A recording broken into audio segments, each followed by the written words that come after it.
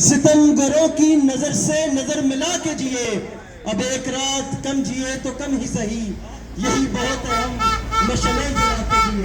یہی بہت اہم مشعلیں جلا کے جیے۔ عمران حسینی، عمران حسینی۔ محترمہ رکشی خان صاحب، جی بہت شکریہ آپ سب لوگوں کے آنے کا، اور میری طرف سے آپ سب لوگوں کو سلام۔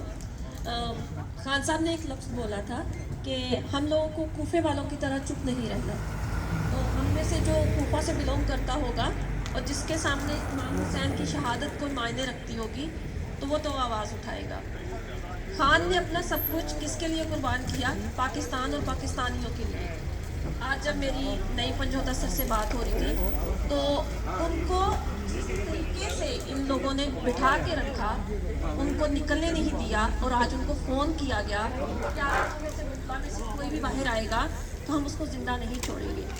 ہم کسی بھی ادارے کے خلاف نہ تھے نہ ہیں، کیونکہ ادارے ہم سے ہیں اور ہم اداروں سے ہیں، لیکن اگر آپ یہ کہتے ہیں کہ ہمارے پاس اسلحہ ٹھیک نہیں ہے، ہمارے پاس پیٹرول نہیں ہے، تو یہ پاکستانیوں کے لیے نہیں ہونا چاہیے، پاکستان کی عوام کے لیے نہیں ہونا چاہیے۔ ایز اے اوورسیز پاکستانی یہ لوگ بولتے ہیں کہ جی خان جو ہے وہ صدقے زکوٰۃ فطرانے لیتا ہے، تو خان نے نہ اپنی بیوی پہ لگایا نہ اپنے بچوں پہ لگایا، خان نے اگر لگایا تو پاکستان کی عوام پہ لگایا۔ ہم لوگ جب سوشل میڈیا کے اوپر خان کے لیے بات کرتے ہیں تو لوگ سوچتے ہیں کہ شاید ہم لوگوں کو کچھ ملتا ہے، ہمیں کچھ پیسے دیے گئے ہیں، تو میرا نہیں خیال کہ ہم لوگ کھوتا بریانی کھانے والے ہیں یا ہم پیسے لے کے آنے والے ہیں۔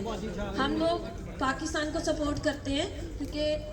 میرا جیسے کوئی نہیں ہے، میری ماں کی قبر وہاں پہ ہے، باپ کی قبر وہاں پہ ہے، تو کوئی ہمیں یہ نہیں بول سکتا کہ آپ لوگ وہاں پہ